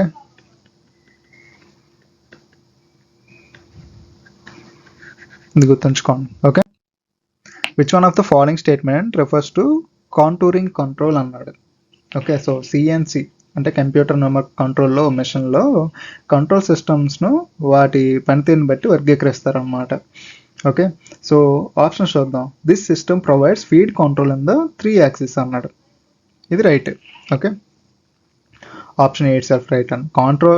కాంటూరింగ్ కంట్రోల్, దీన్ని మనం కంటిన్యూస్ పాత్ కంట్రోల్ అని కూడా అంటాం అన్నమాట. Okay, continuous path control. Okay, so ఇందులో కటింగ్ టూల్ ఒకే సమయంలో ఒకటి కంటే ఎక్కువ యాక్సిస్ ద్వారా కదులుతుంది అనమాట. ఓకే, సో కాంప్లెక్స్ కాంటూర్స్ తయారు చేయడానికి వీలుగా కనీసం 2 లేదా అంతకంటే ఎక్కువ యాక్సిస్లపై ఫీడ్ కంట్రోల్ అనేది అందిస్తుంది అనమాట ఈ సిస్టమ్ అనేది. ఓకే, సో ఆప్షన్ బి ఏంటి? This system provides only 1 feed axis అన్నాడు. ఇది పాయింట్ టు పాయింట్ కంట్రోల్ సిస్టమ్కి సంబంధించింది, కాంటూర్ కాదు. ఓకే, సో ఇది ఆప్షన్ బి అనేది point to point.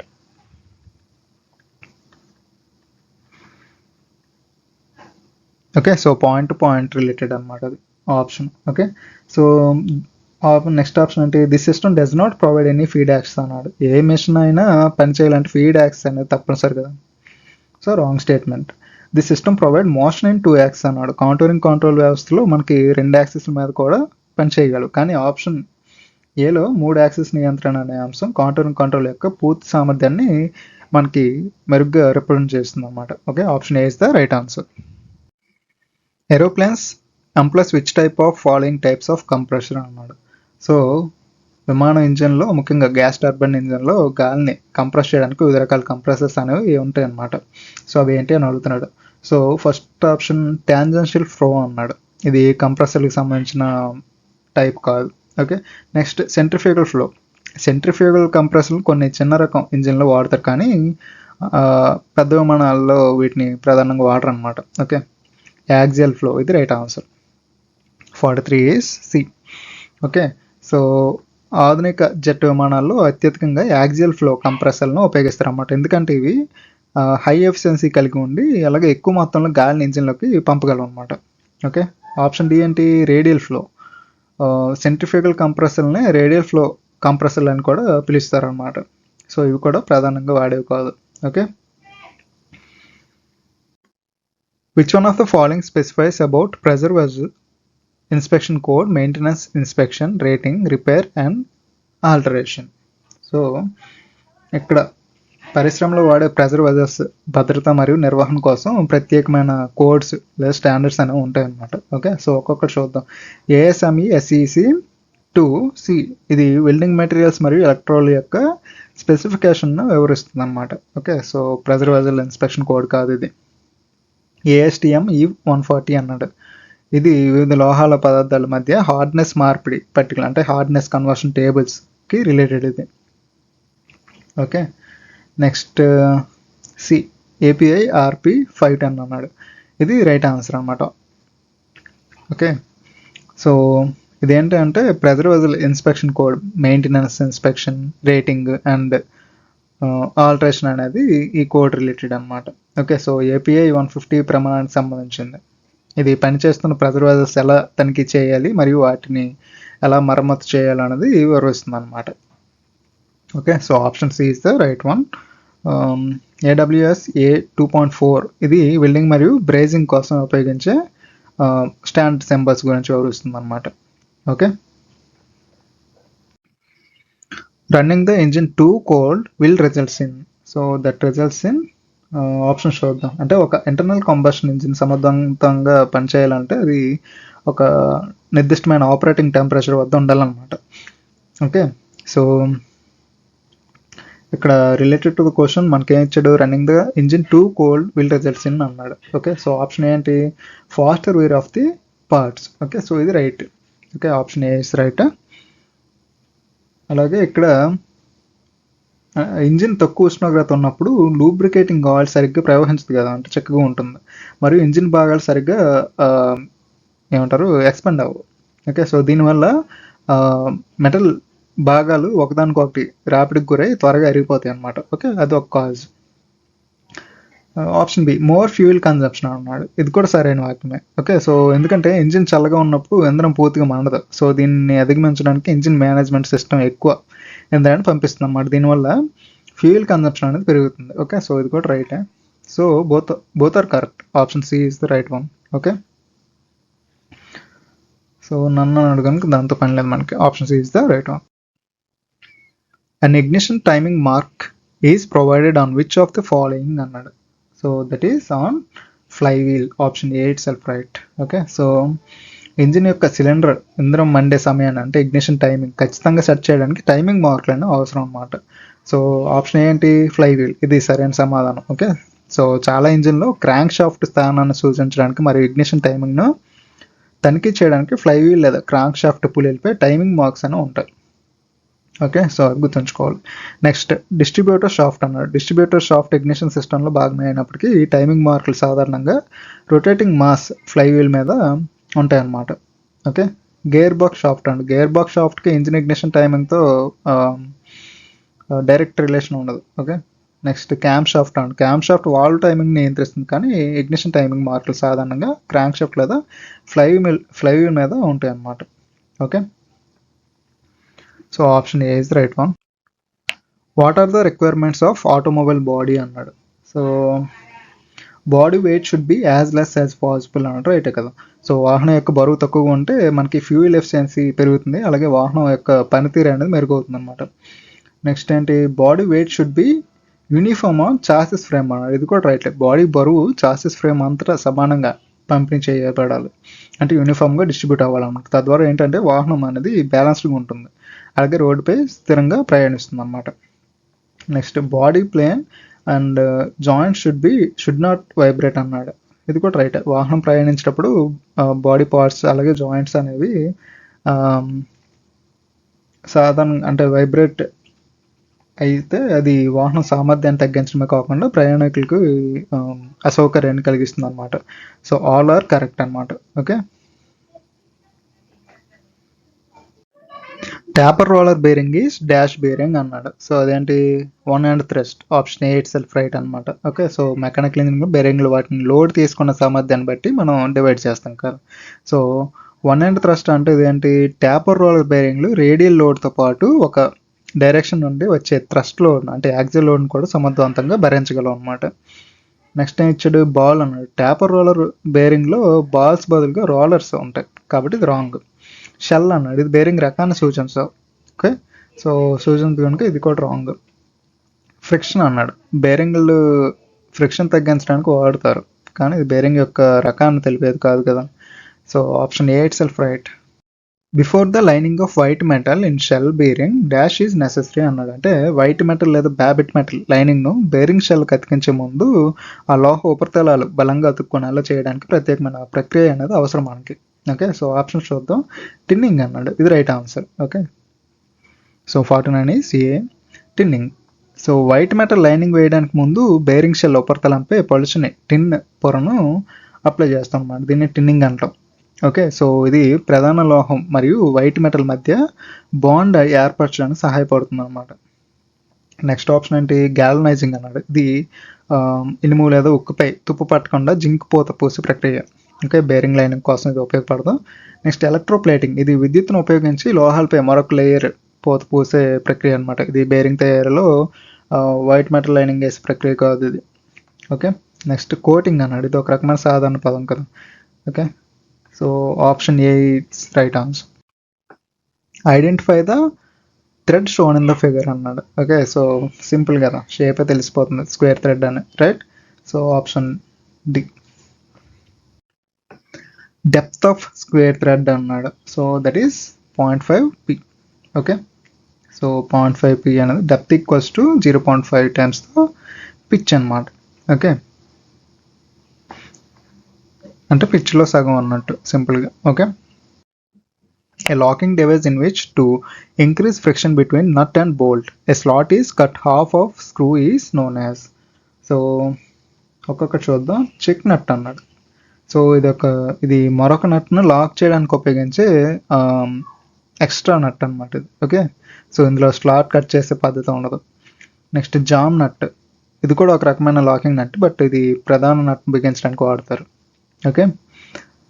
So castle నట్ అన్నాడు. దీనిపైన స్లాట్లు ఉంటాయి కానీ అది స్క్రూని లాక్ చేయడానికి కాకుండా కాటర్ పిన్ ద్వారా బోల్ట్ను లాక్ చేయడానికి ఉపయోగిస్తారు.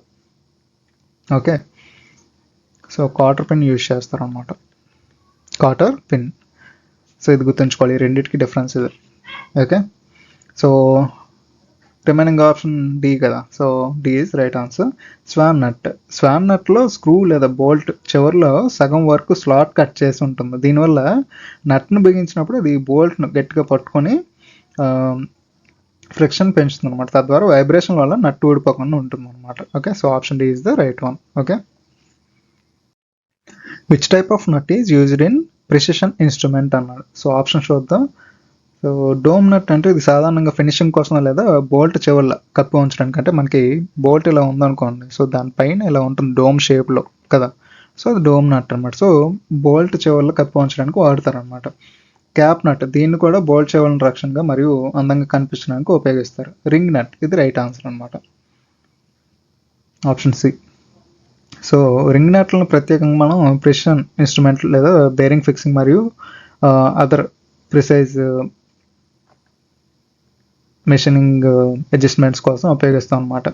సో ఇవి తక్కువ స్థలంలో ఖచ్చితమైన ఫిట్టింగ్ని అందిస్తాయి. Okay. So option C is the right one. Square nut, ఇది చాలా సాధారణమైనది మరియు వీటిని హెవీ మెషినరీ లేదా సాధారణ నిర్మాణ పనుల్లో ఎక్కువగా ఉపయోగిస్తారు అన్నమాట ఈ స్క్వేర్ నట్ అన్నది. Okay. So option C is the right one. While making rivet joint, few common defects will occur like bending of rivet. What is the reason for this defect అన్నాడు.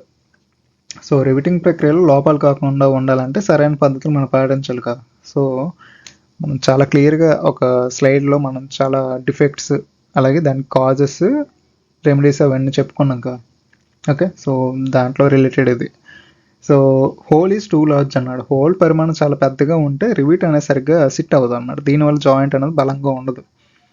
Option B, rivet length is too long అన్నాడు. ఇది related to the question, right answer అనమాట. Okay, so rivet పొడవు అవసరమైన దానికంటే ఎక్కువగా ఉంటే riveting చేసేటప్పుడు అది నేరుగా కాకుండా పక్కకు వంగిపోతుంది అనమాట. Okay, next burn clog in whole అన్నాడు. హోల్స్లో వ్యర్థాలు ఉండడం వల్ల రివిట్ సరిగ్గా వెళ్ళదు, కానీ ఇది రివిట్ వంగడానికి ప్రధాన కారణం కాదు. సో డి అంటే too much force applied while riveting అన్నాడు. ఎక్కువ బలాన్ని ఉపయోగించడం వల్ల రివిట్ దెబ్బతినవచ్చు, కానీ అది వంగడానికి రివిట్ పొడవు ఎక్కువగా ఉండడం మాత్రం మనకి ప్రధాన కారణం అనమాట. Belt slackness is due to, so it is due to the worm shaft, option A.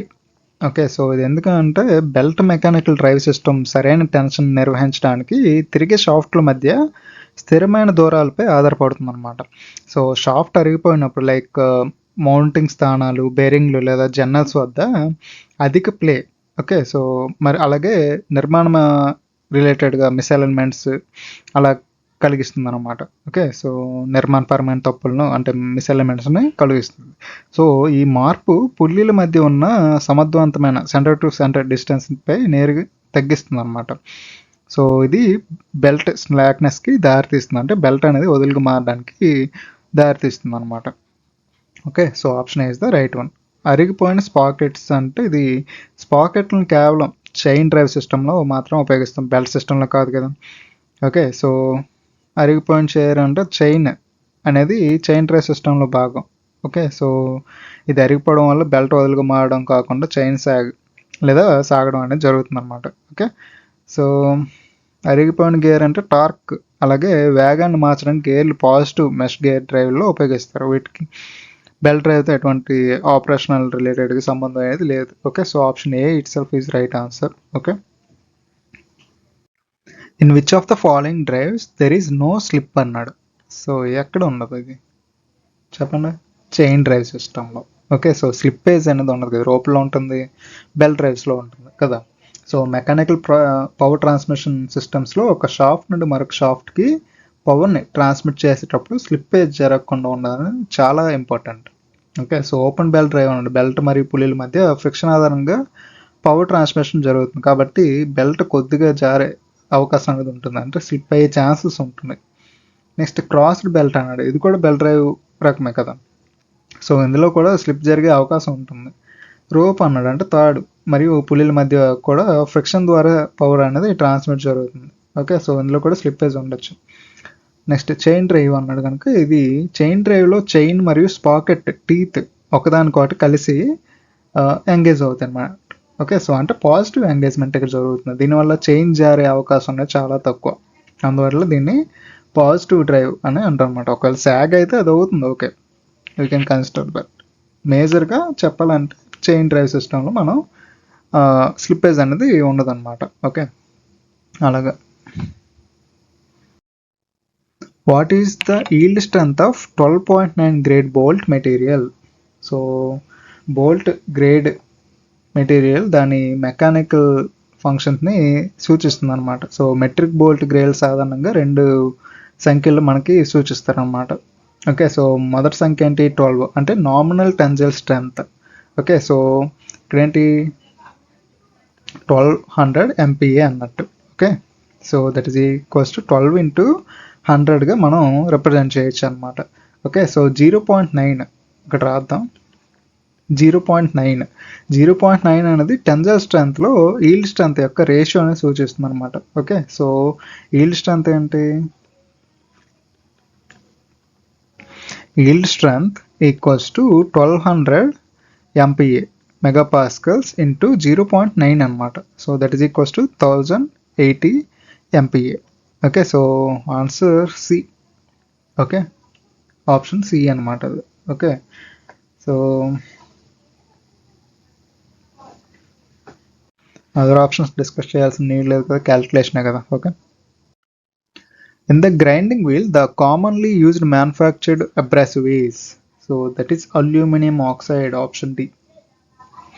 Okay. So grinding వీల్స్లో పదార్థాలను కట్ చేయడానికి లేదా మెరుగుపరచడానికి అబ్రాసివ్ పదార్థాలను ఉపయోగిస్తారన్నమాట. ఓకే. సో ఆప్షన్ ఏంటి, స్టీల్ అలాయ్ అన్నాడు. స్టీల్ అనేది లోహం. సో ఇది గ్రైండింగ్ చేయడానికి వాడే అబ్రాసివ్ కాదు కదా. టిన్ అలాయ్ అన్నాడు. ఇది కూడా ఒక లోహ మిశ్రమం అనమాట, అలాయ్. సో దీనికి గ్రైండింగ్ సామర్థ్యం ఉండదు. లెడ్ అనేది చాలా సాఫ్ట్ మెటల్ కదా, సో ఇది కూడా అబ్రాసివ్గా పనికిరాదు అనమాట. Aluminium oxide is best answer. So grinding వీల్స్లో అత్యంత సాధారణంగా ఉపయోగించే కృత్రిమ అబ్రాసివ్లో అల్యూమినియం ఆక్సైడ్ ఒకటి. ఇది ముఖ్యంగా స్టీల్ వంటి అధిక అంటే హై టెన్సైల్ స్ట్రెంత్ కలిగిన పదార్థాలను గ్రైండింగ్ చేయడానికి చాలా అనువైంది అనమాట అల్యూమినియం ఆక్సైడ్ అనేది. Okay. Principle of operation of finishing flat surfaces by surface grinders. So surface grinding యంత్రాల్లో వివిధ రకాల కాన్ఫిగరేషన్లో అందుబాటులో ఉంటాయి అన్నమాట. అవి అన్ని చదునైన ఉపరితలాలను ఫినిష్ చేయడానికి పనిచేస్తాయి. ఓకే. సో ఆప్షన్ చూద్దాం. Grinding by horizontal spindle on reciprocating table అన్నాడు. ఇందులో స్పిండిల్ అనేది హారిజాంటల్గా ఉండి వర్క్ పీస్ ఉన్న టేబుల్ రెసిప్రోకేటింగ్గా కదులుతుంది అన్నమాట. ఇది సర్ఫేస్ గ్రైండింగ్లో ఒక సాధారణమైన పద్ధతి. ఓకే. నెక్స్ట్ ఆప్షన్ ఏంటి, grinding by horizontal spindle on rotary table అన్నాడు. ఇందులో స్పిండిల్ అడ్డంగా ఉండి టేబుల్ గుండ్రంగా తిరుగుతుంది అనమాట. ఓకే. సో ఇది కూడా ఉపరితలాలను గ్రైండ్ చేయడానికి ఒక పద్ధతి. Next grinding by vertical spindle on reciprocating and rotary table అన్నాడు. ఇందులో స్పిండిల్ అనేది వెర్టికల్గా ఉంటుంది. ఇది కూడా చదునైన ఉపరితలాలను ఫినిష్ చేయడానికి వాడే మరొక రకం సర్ఫేస్ గ్రైండింగ్ విధానం అనమాట. So all of these. Okay. So 59 is D. All of these is the right answer. In an abrasive wheel specifications 36A 46K 5 VBE. So 46 stands for అన్నాడు. ఓకే. సో ఇక్కడ 46 అంటే abrasive wheel యొక్క specifications. Okay. So స్ట్రక్చర్కి ఏంటి 5 కదా. Okay. So నేను ఒక grinding వీల్లో చెప్పాను ASI GST BOM అని. ఓకే. సో మ్యానుఫ్యాక్చరర్ ఫస్ట్ అయినా ఉండొచ్చు, అంటే ఇక్కడ ఇదైనా ఉండొచ్చు, లాస్ట్లో అయినా ఉంటుంది అనమాట. ఓకే. సో అది గుర్తుంచుకోవాలి మీరు. ఎం అంటే మ్యానుఫ్యాక్చరర్, ఏ అంటే అబ్రాసివ్ అనమాట. Okay. So abrasive type, abrasive. SI అంటే size, grade, structure, bond, manufacturer. వాళ్ళ సింబల్ ఉంటుంది అన్నమాట, లోగో కానీ అలాగా. ఓకే. సో ఇక్కడ ఏ అనేది 36 మ్యానుఫ్యాక్చరర్ అనమాట ఇది. ఓకే. సో ఏ అంటే అబ్రాసివ్ అనమాట. Okay. So aluminium oxide related. Okay. So next time ఇచ్చాడు 46 అనేది సైజ్, గ్రెయిన్ సైజ్ అనమాట. ఇది 46. ఓకే. సో ఏ 46 అండ్ కే అన్నాడు. కే అనేది గ్రేడ్ అనమాట. ఓకే. So bond grade. అలాగే స్ట్రక్చర్కి వచ్చేటప్పటికి మళ్ళీ మనకి 5. ఓకే. సో 5 అనేది మనకి నెంబర్ అనమాట. ఓకే. నెక్స్ట్ బాండ్కి ఏంటి మనకి అది VBE అనమాట. ఓకే. సో ఇక్కడ ఏం అడిగాడు క్వశ్చన్లో 46 స్టాండ్స్ ఫర్ అన్నాడంటే సైజ్ అనమాట, grain size. So option D. Okay. So ఇది గుర్తుంచుకోండి. ASI అంటే మనకి పోలీస్లో ఉంటుంది కదా ASI, అలాగే GST తెలుస్తుంది. ఓకే. ST అని గుర్తుంచుకోవాలి, ఇవి రెండు కంబైన్డ్. SI అంటే సైజు, ST అంటే structure. Okay.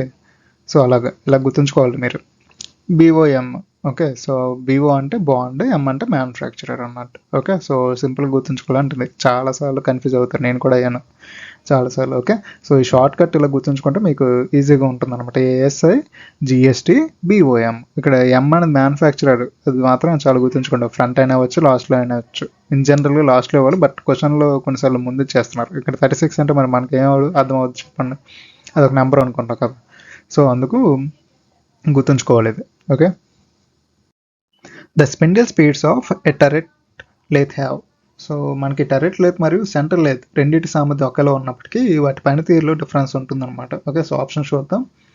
Same range as of a centre lathe of the same capacity అన్నాడు. ఇది రాంగ్. టర్రెట్ లేతులు సాధారణంగా మాస్ ప్రొడక్షన్ కోసం వాడతారు కాబట్టి వాటికి సెంటర్ లేత్ కంటే కొంచెం ఎక్కువ వేగం అనేది అవసరం.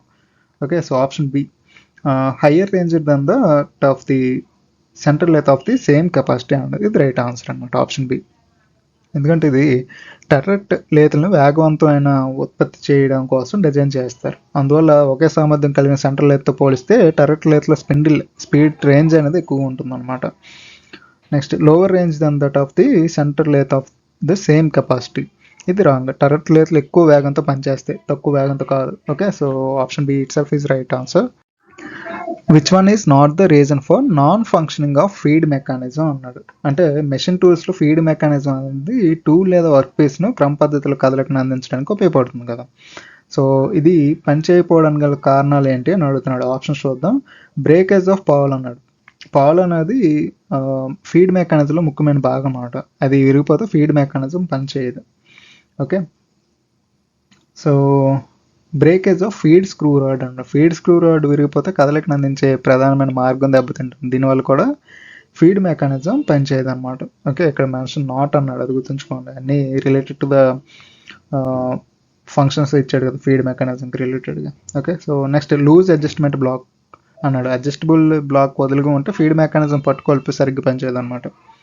ఓకే, నెక్స్ట్ ఏంటి హయ్యర్ మోటార్ ఆర్పిఎం అన్నాడు. మోటార్ వేగం పెరగడం వల్ల ఫీడ్ రేట్ పెరగవచ్చు లేదా మెషిన్ వేగంగా పనిచేయవచ్చు, కానీ అది నేరుగా ఫీడ్ మెకానిజం పనిచేయకపోవడానికి అంటే నాన్ ఫంక్షనింగ్ ఆఫ్ ఫీడ్కి కారణం కాదు. So option D. ఓకే,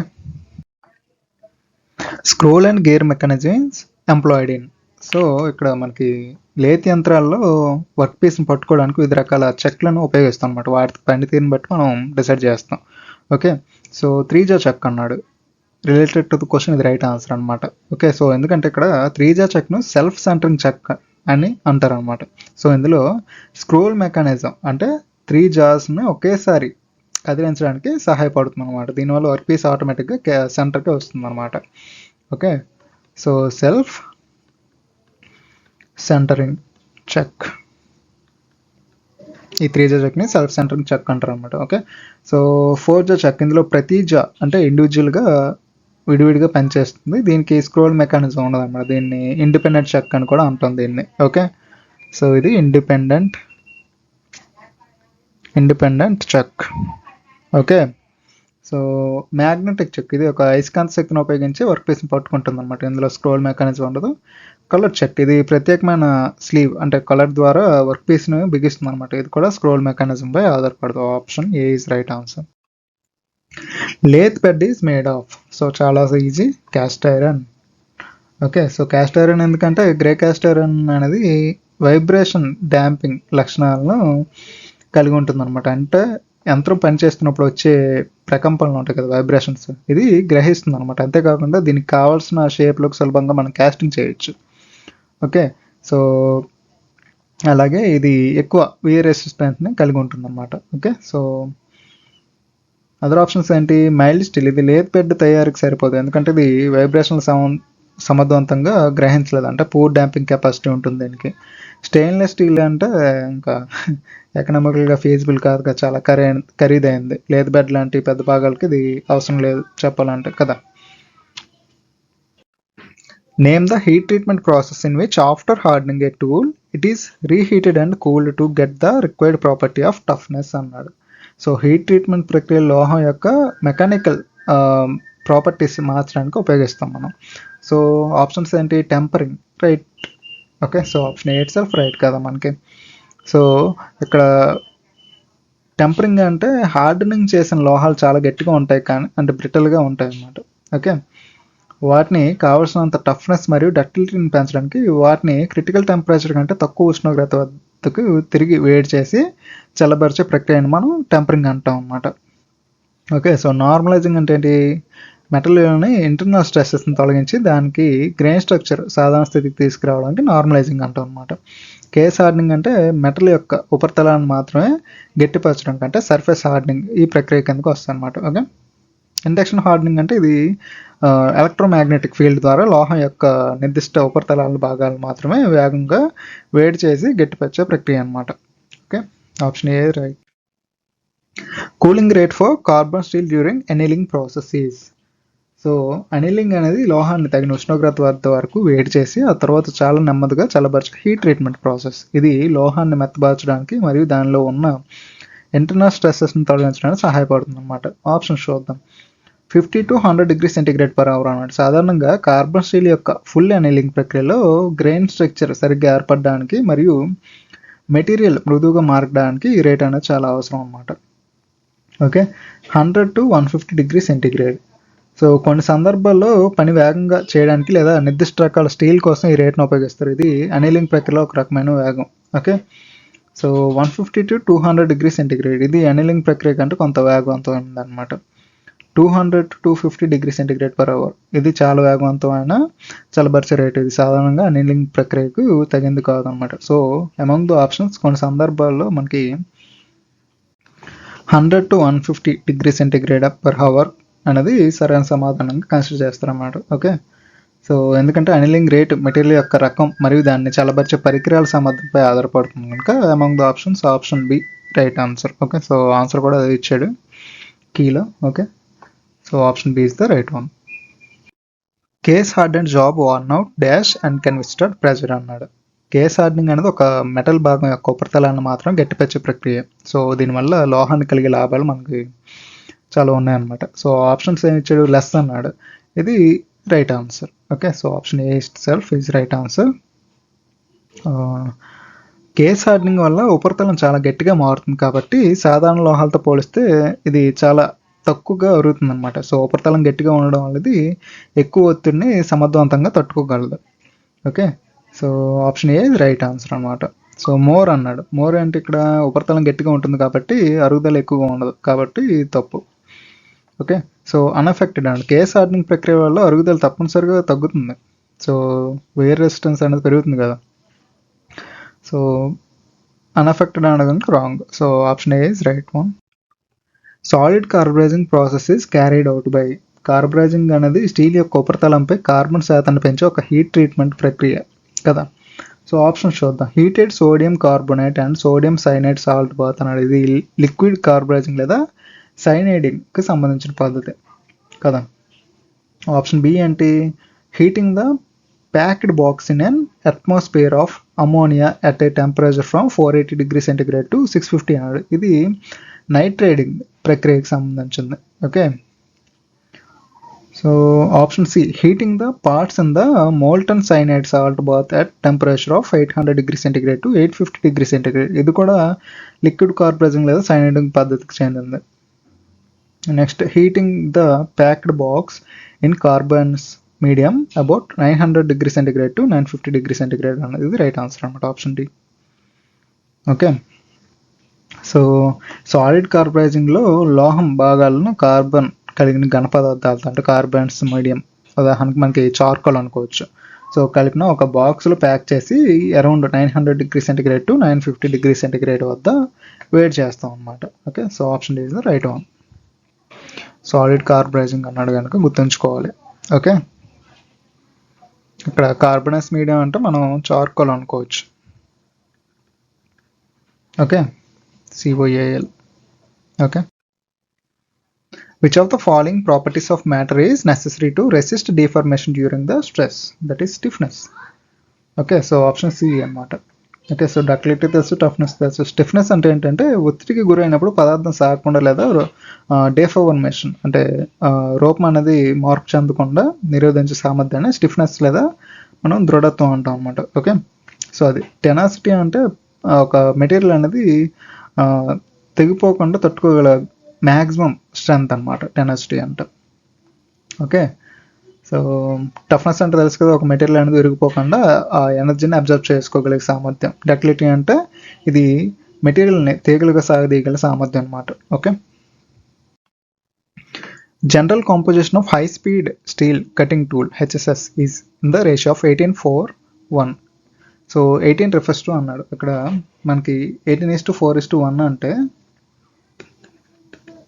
4:1. 18 ఏంటి మనకి ఇక్కడ 18 అనేది HSSలో టంగస్టన్ యూజ్ చేస్తాం అన్నమాట. Okay, so 4% chromium. ఇక్కడ 1% అనేది వెనేడియం అనమాట. Okay,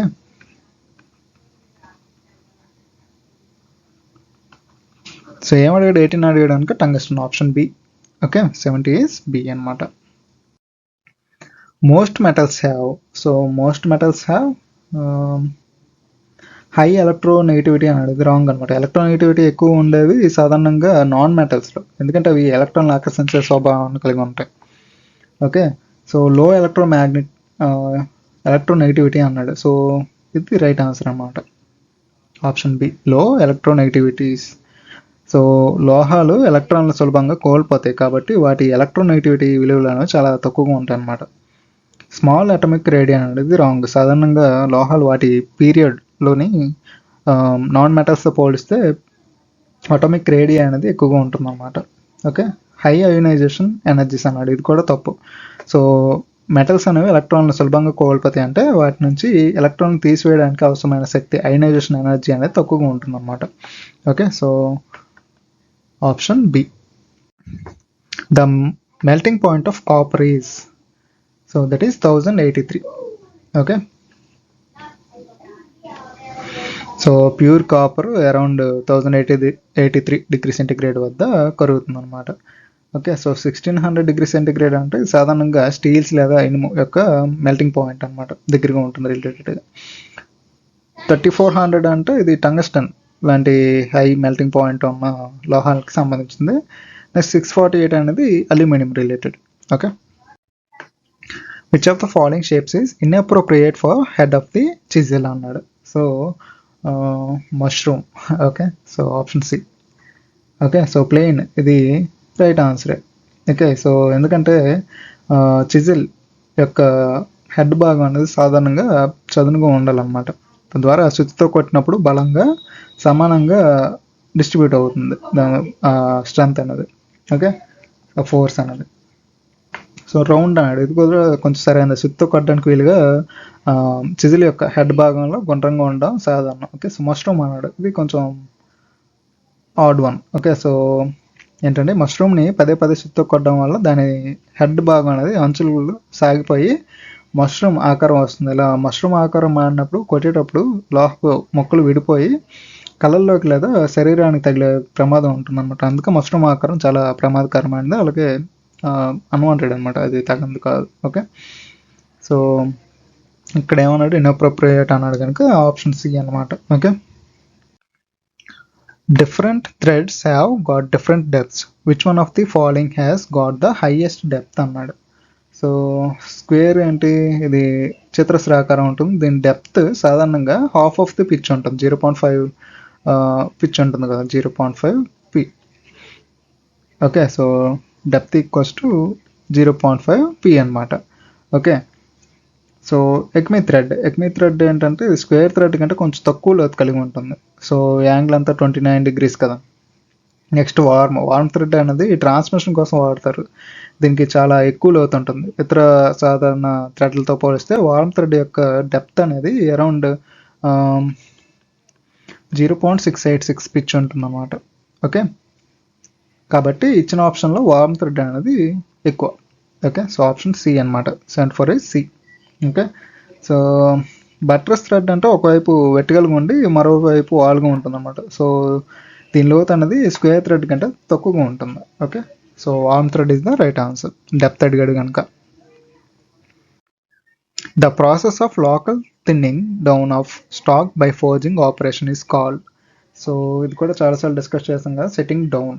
okay, so setting down అంటే ఏంటి, ఫోర్జింగ్లో మనకి లోహం యొక్క ఆకారాన్ని మార్చడానికి వివిధ పద్ధతులు అనేవి మనకు ఉంటాయి. అందులో సెట్టింగ్ డౌన్ ఏంటి, ఈ లోహపు ముక్కలోని ఏదైనా నిర్దిష్ట ప్రదేశంలో థిక్నెస్ని తగ్గించి ఆ భాగాన్ని సన్నగా చేయడాన్ని సెట్టింగ్ డౌన్ అంటారు అనమాట. ఓకే, సో ఇది సాధారణంగా మెటల్ యొక్క లోకల్ థిన్నింగ్ కోసం వాడే పద్ధతి. ఓకే, సో డ్రాయింగ్ డౌన్ అంటే ఇది లోహపు మెటల్ యొక్క పొడవును పెంచి దాని క్రాస్ సెక్షనల్ ఏరియాని తగ్గించే ప్రక్రియ డ్రాయింగ్ అంటే. అంతే కదా, డ్రాయింగ్ చేస్తే మెటల్ని సాగదీస్తాం. సో దట్ ఏంటి, లెంత్ పెరుగుతుంది, మనకి క్రాస్ సెక్షన్ అనేది తగ్గుతుంది అనమాట. స్వేజింగ్ డౌన్ అనేది మెటల్ రాడ్ లేదా పైప్ యొక్క వ్యాసాన్ని తగ్గించడానికి ఉపయోగించే ఆపరేషన్ అనమాట. పంచింగ్, ఇది లోహంలో రంధ్రాలు చేయడానికి ఉపయోగించే ప్రక్రియ. Okay, so that's all about the practice set of 2 days. Okay, so బాగా ప్రిపేర్ అవ్వండి, తక్కువ టైం ఉంది కదా. So good luck.